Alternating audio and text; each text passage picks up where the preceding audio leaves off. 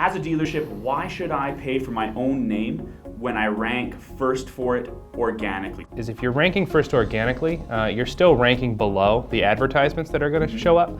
So if one of your competitors is kind of running advertisements on your brand, then they're going to show up above your organic ranking. So kind of playing defense on your brand is, I think, something that's really important to think about.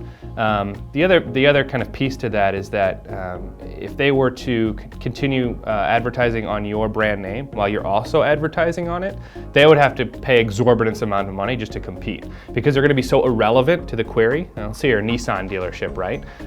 The guy down the street who owns a Toyota shop is running on Nissan.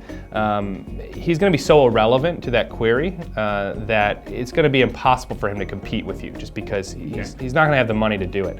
So I think that's a really important thing to consider. I think the other thing is that there's actually a pretty significant uplift when you run advertisements and you show up organically at the same time.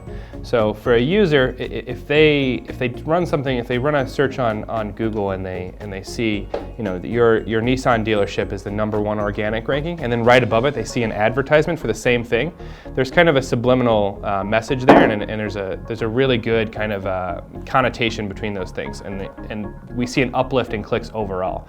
So it's not like you're stealing clicks from one thing or another, because there's only one click on every single query, but you're actually giving an uplift, because you're going to be taking a lot of those clicks that might be going to other parts of the page, and you're putting them right into your website.